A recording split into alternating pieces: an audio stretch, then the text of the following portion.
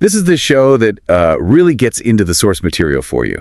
We distill it, give you the clearest insights. That's the goal. And today, wow, you've really challenged us. We're diving deep into Napoleon Hill's Think and Grow Rich, specifically that powerful conclusion. Yeah, the part that ties it all together. Exactly. You're here because you want to absorb knowledge, get those powerful ideas, and frankly, shortcut your way to being seriously well-informed. And that's what we're here to do. Precisely.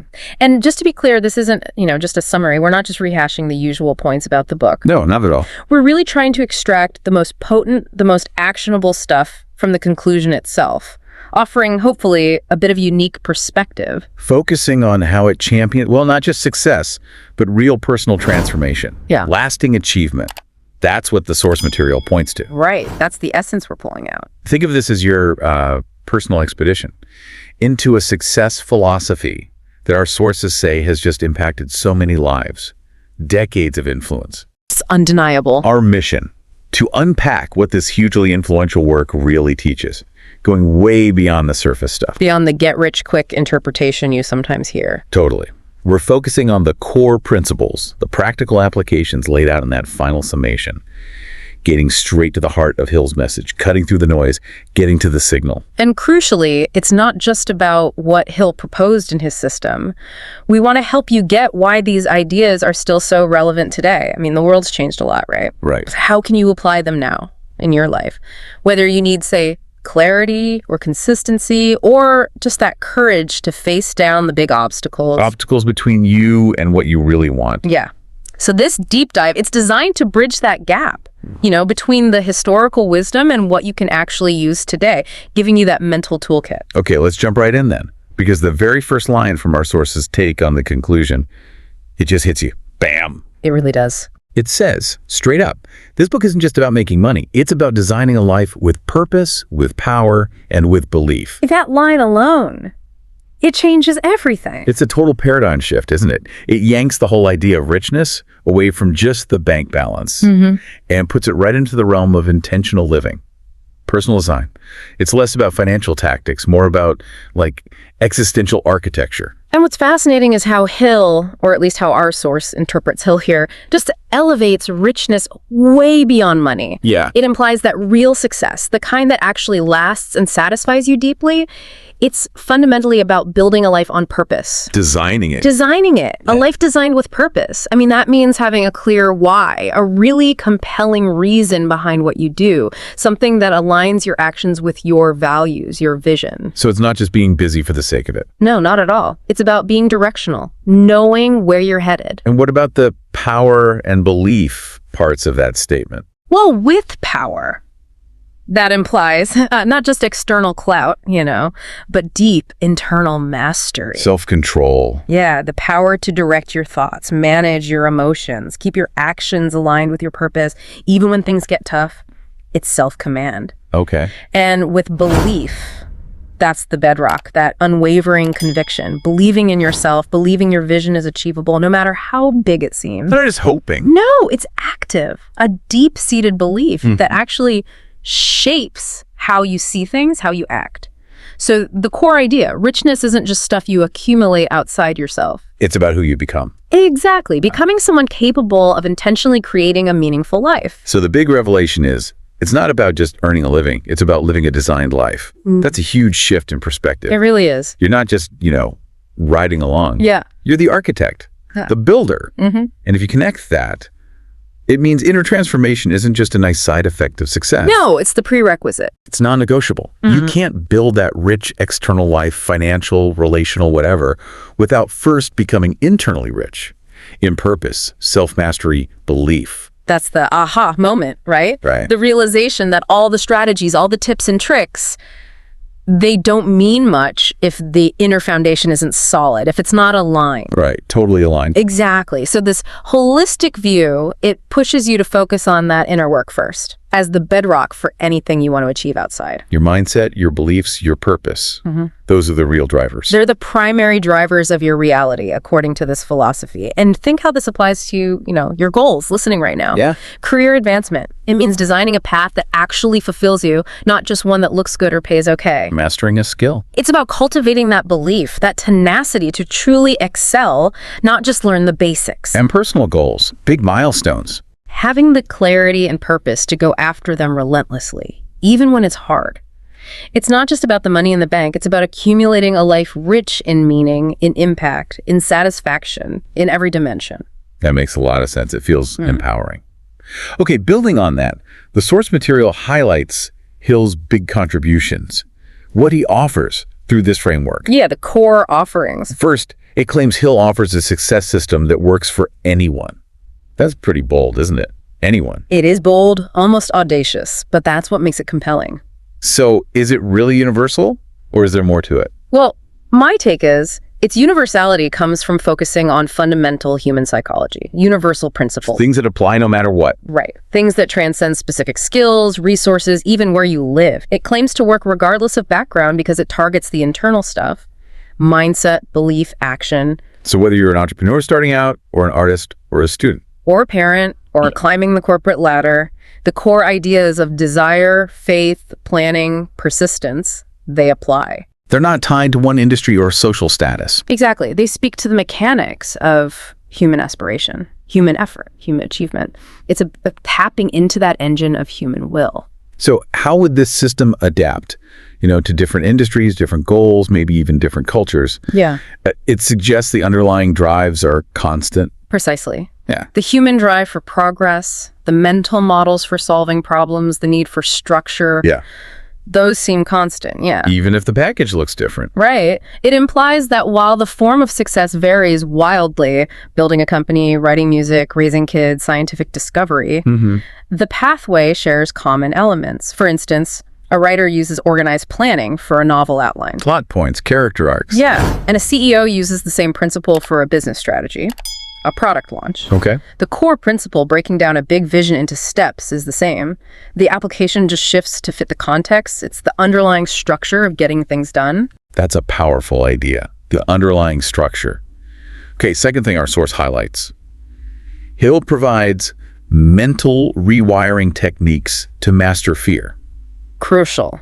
Absolutely crucial. Because fear, it stops so many people, often before they even start. It's insidious. It really is. And the source suggests Hill's techniques are about conscious, deliberate effort to literally reshape your internal landscape. Like your neural pathways. Yeah, the ones dictating your emotional responses. How does it rewire? Well, it points to that connection between mindset and mastering fear. It's not about getting rid of fear completely, is it? Probably not. Fear can be useful, right? A warning system. It's more about changing your response to it. Okay. Like changing the default program in your brain. Instead of automatically freezing or running. You analyze and act. Deliberately. You're not eliminating the trigger, you're changing the reaction that follows. Can you give an example, like how would this work for common fears? Fear of failure, fear of judgment? Sure. Let's take fear of failure. Hill's approach, as I understand it, would involve systematically challenging the beliefs fueling that fear. How? Don't just try to reframe it passively. Actively engage. Maybe keep a failure log. Failure log? Yeah. Write down setbacks, but not as defeats, as data points. What exactly went wrong? What did you learn? What new path did it maybe open up? What assumption did it bust? Interesting. This consistent analytical practice, it starts to weaken that ingrained failure as final wiring. And it strengthens the failure as feedback, failure as fuel pathway. So it's an active process, building new neural pathways through action and interpretation. Exactly. Repeated intentional action and interpretation. Okay, that brings us to the next contribution. A mindset that attracts opportunities. How does that work? Is it mystical? Or is it active pursuit? Or both? My reading suggests it's a powerful mix of both, but with a real emphasis on the internal shift driving external action. So not just wishing. Definitely not just wishing. It's about cultivating a state of readiness, heightened awareness, and yes, strategic, proactive pursuit. So you start seeing things you missed before. That's the idea. When your mindset aligns with your desires, you've got clarity, you've built faith, you become incredibly attuned to relevant info, people, circumstances that were maybe always there. But invisible to your old programming. Right. Like setting your internal radar to pick up signals that used to filter out as just noise. This cultivated mindset then creates a kind of magnetic effect. Your clarity and belief make you more proactive in searching and more discerning in recognizing opportunities, drawing you towards things that resonate with your goals. So it connects back to desire and imagination. Absolutely. They don't just create mental pictures, they create the framework through which opportunities are seen and seized. I get that. Right. You're not just waiting under the tree. You're actively looking for the orchard, planting seeds, knowing when the fruit is ripe. Well put. And finally, Hill offers a plan to turn dreams into results. The pragmatic bridge. Yes, the critical link. It says, think and grow rich isn't just thinking. It's about actionable planning. Absolutely crucial to remember. Despite the title, it's profoundly about action, execution. So what kind of plan are we talking about? How does it structure that journey from, say, aspiration to actually achieving something? The plan implied is systematic, step by step, detailed.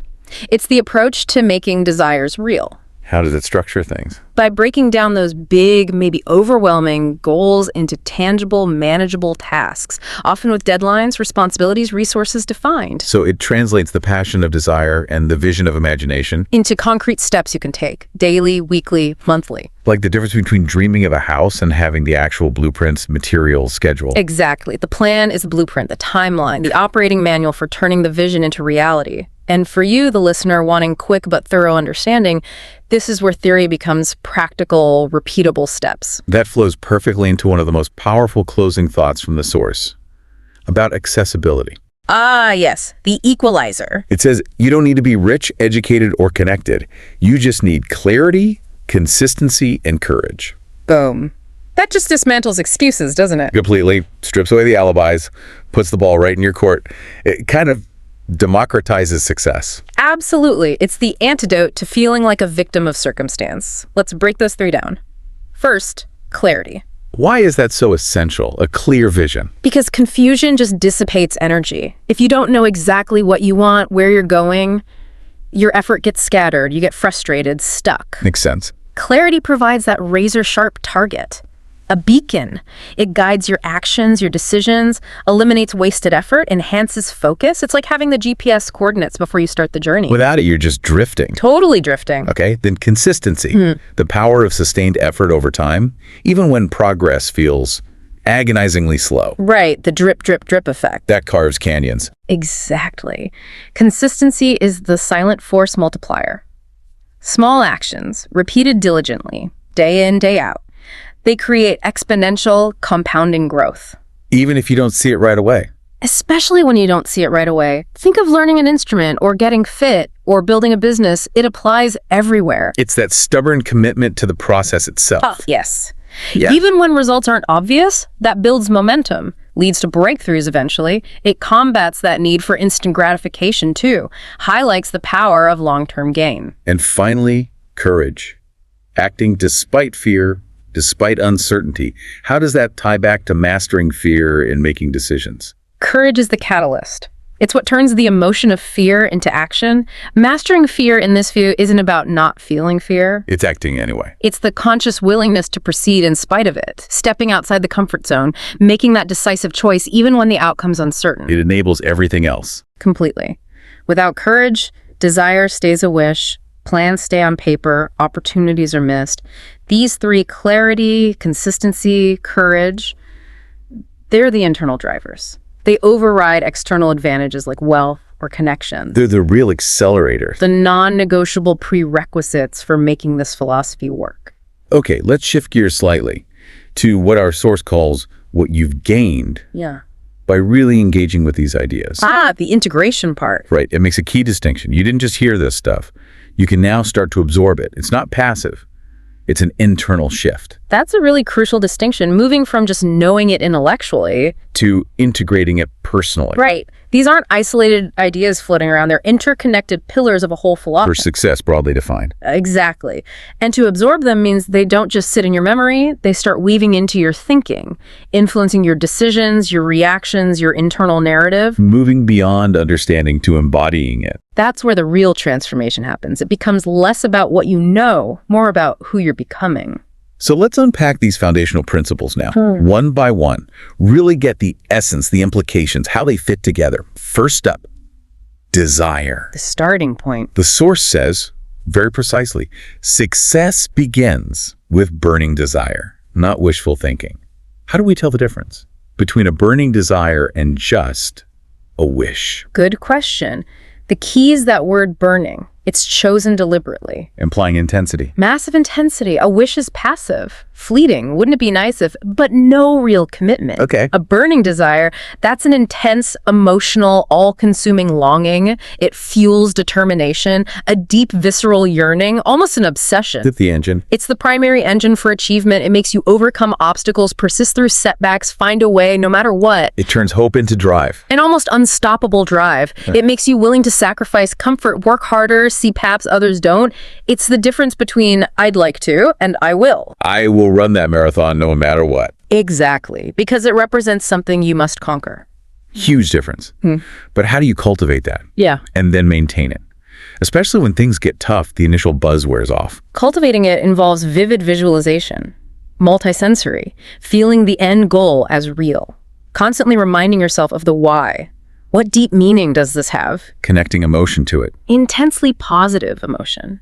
And maintaining it. You have to feed it constantly. Consistent positive self-talk, visual reminders, celebrating small wins. Keeping the fire stoked. Absolutely. This burning desire, Hill says, is the basis for persistence. It informs your decisions, it ignites the whole process, and keeps it fueled. Okay. Next, faith. Core concept. Belief backed by emotion becomes reality. Again, not just passive optimism, right? Right. Sounds active, vibrational almost. Profoundly more than passive optimism. Belief backed by emotion. That's a deep-seated, unshakable conviction. It resonates through you. Shaping perception and action. Yes. Emotion is the amplifier. It gives belief energy, makes it a living force influencing your reality. It's the difference between thinking something might be possible And feeling it in your gut. feeling that certainty of its manifestation, even when the evidence looks bad. This internal conviction then guides choices, makes you receptive to opportunities, empowers decisive action. Even when doubt creeps in. Especially then, it's a proactive state, a decision to believe beyond sight. That influences what you do see and do. So how do you develop that unwavering faith? Especially when self-doubt hits hard or others are skeptical. It takes consistent, disciplined mental conditioning.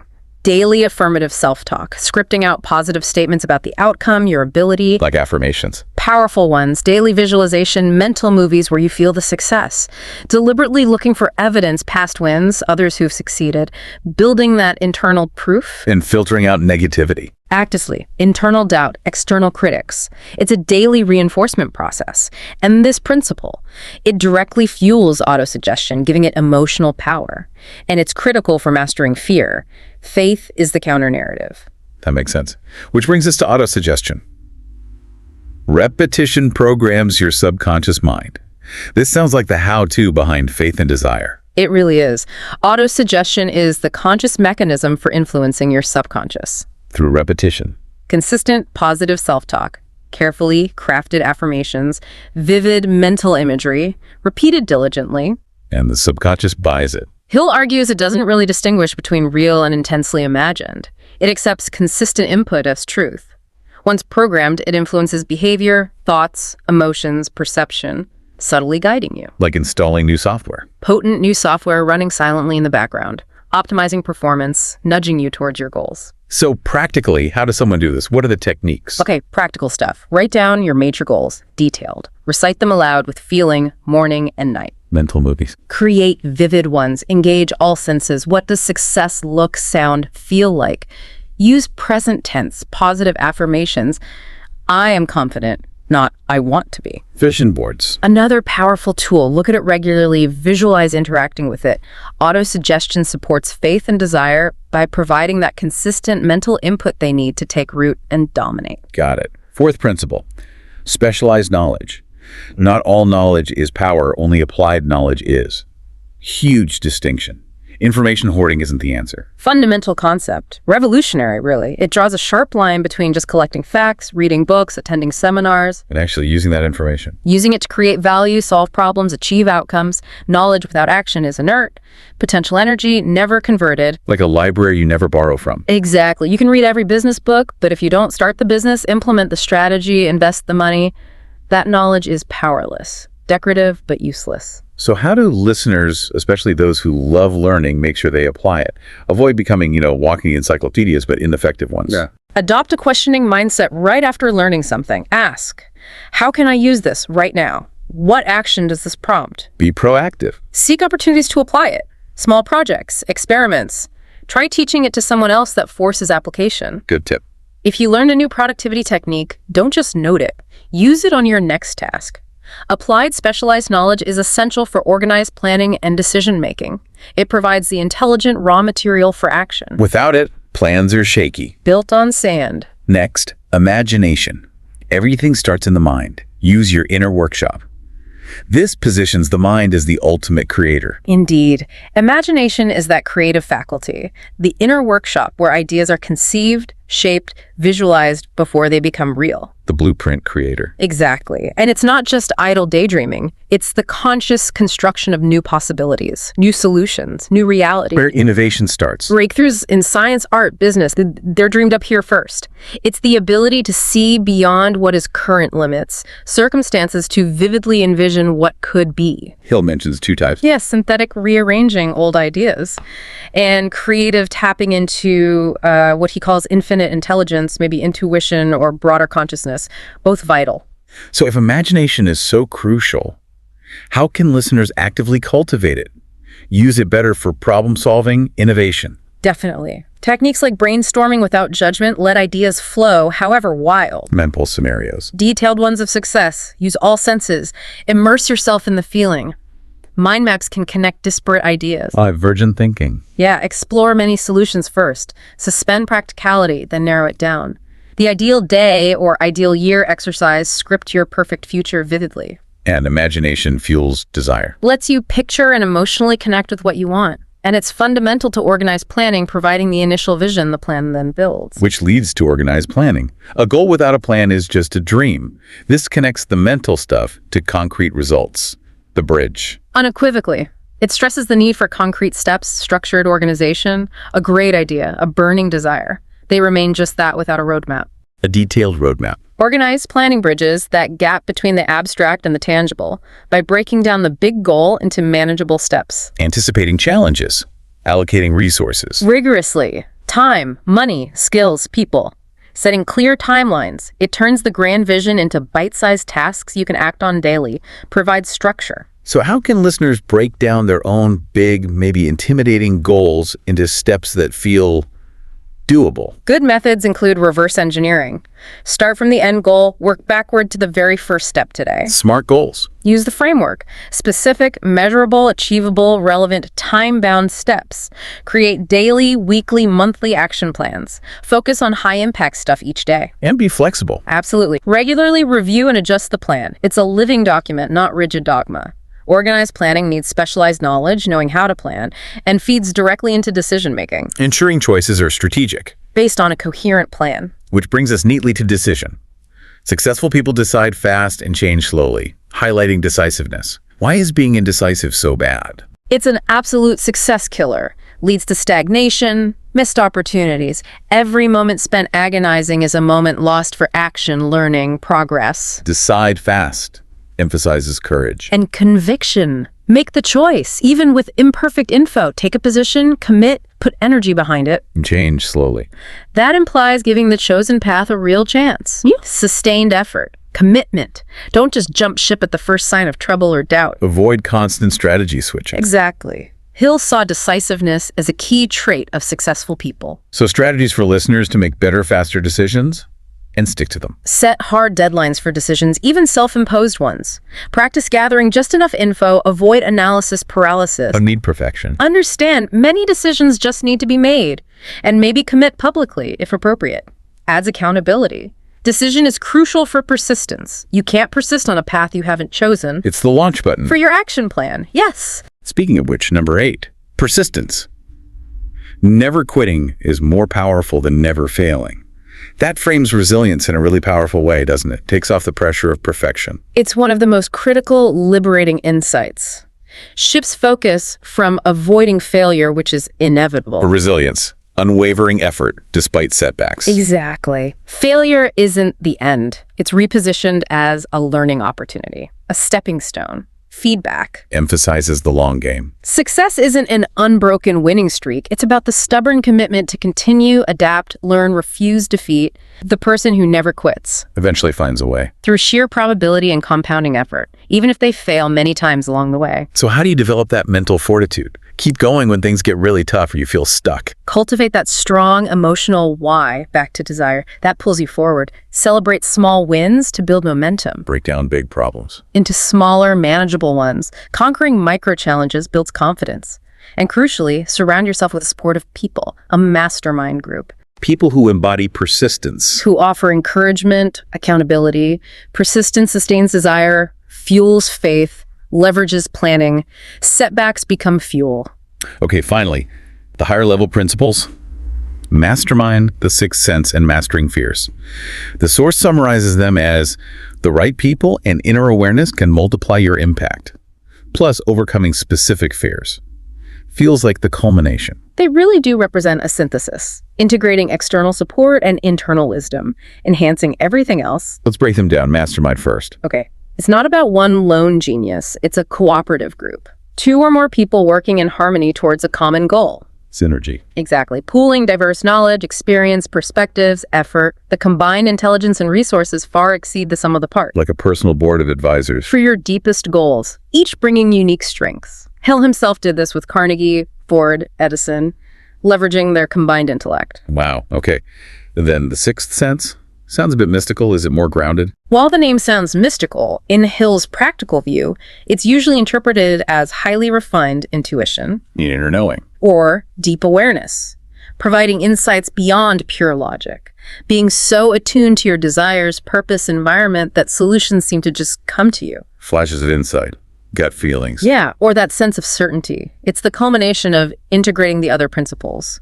Your subconscious, programmed with desire and faith, processes info and provides intuitive leaps. Like a higher intelligence guiding decisions. Not magic, but a highly developed capacity to listen to your inner guidance system. And lastly, mastering fears. Poverty, criticism, ill health, loss of love, old age, death were mentioned.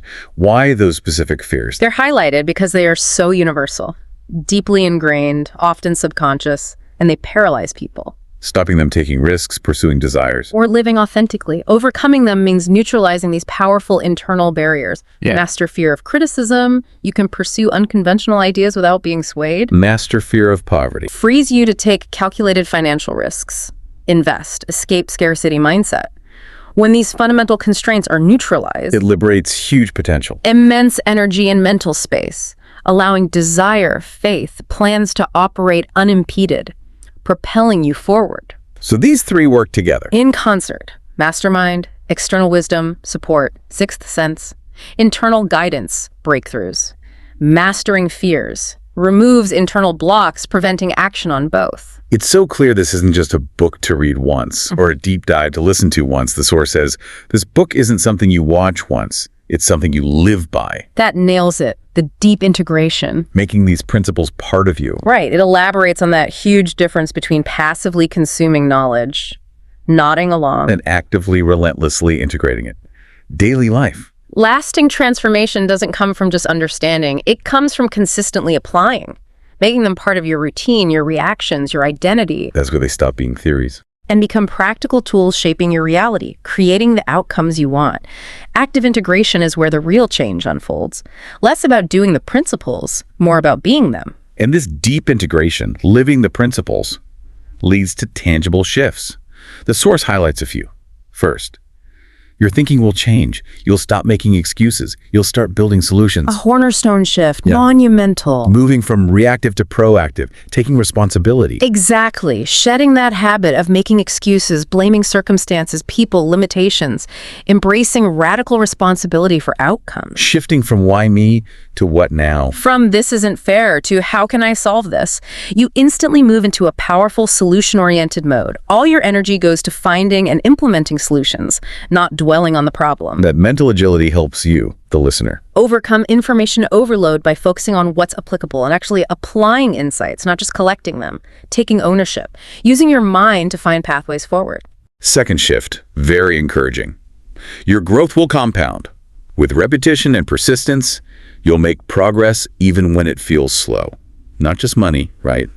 Skills, character. Indeed, extends compounding far beyond finance to personal development, skill acquisition, expertise. The power of small, consistent actions over time. Perform diligently. Just like money grows with investment, small daily efforts in learning, practicing, refining habits, building relationships, they compound. Leading to significant breakthroughs eventually. Often unexpected, remarkable ones, which underscores why patience and persistence are essential, not just helpful, essential for long-term gains. Antidote to wanting instant results. Reminds us sustainable growth is usually incremental, cumulative, demands faith in unseen progress. And finally, a shift related to this format. You're now part of a growth community. This channel is your space for motivation, clarity, and continuous learning. How does engaging like this foster community? Well, the act of engaging with a deep dive like this, rigorously distilling, analyzing complex ideas, it naturally cultivates a sense of shared purpose, intellectual connection. You're not just learning alone. You're part of a broader journey, a shared quest for mastery, insight. That fosters a mindset of continuous improvement, connects you to an intellectual tribe. Others committed to growth, understanding, application. Exactly. It's a space for motivation, clarity through shared exploration, reinforces you're not alone in pursuing knowledge and excellence, you're part of something bigger. Bringing these impacts together. Yeah. It highlights the overall goal from the source. The goal of this series wasn't just to teach you a book. It was to help you build a new mindset, one that grows richer every day in knowledge, in confidence, and in results. That perfectly encapsulates the transformation. Not just consuming info, but building a new internal operating system. It absolutely synthesizes the journey. And notice the connection Hill makes.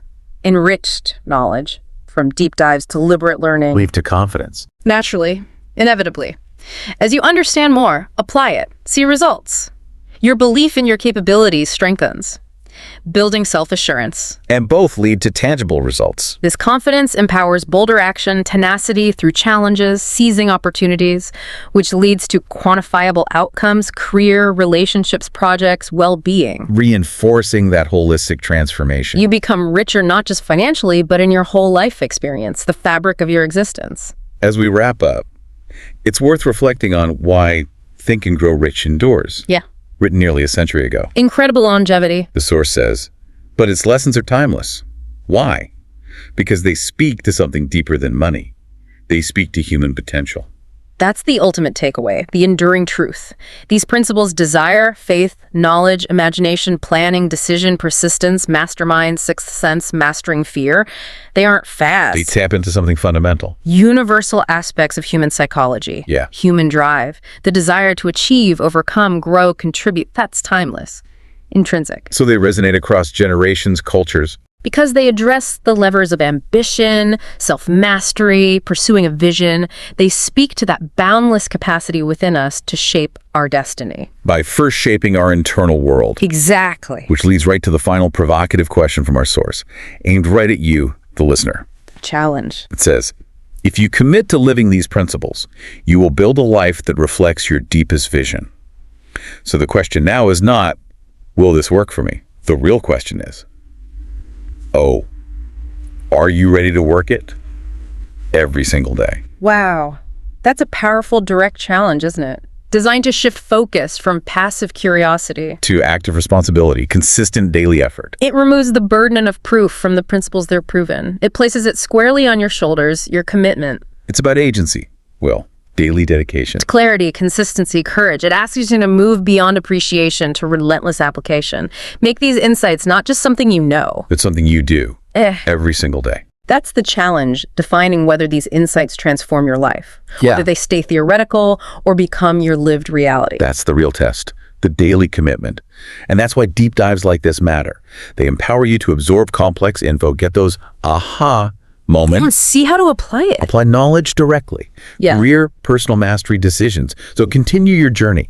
Leverage that clarity, consistency, courage in your own pursuits. And consider how these insights about mindset, relentless application might spark even more exploration for you. If this audiobook inspired you, imagine what the next one will do. Subscribe now and turn your time into transformation, one audiobook at a time. Hit the bell so you never miss the words that could change your world.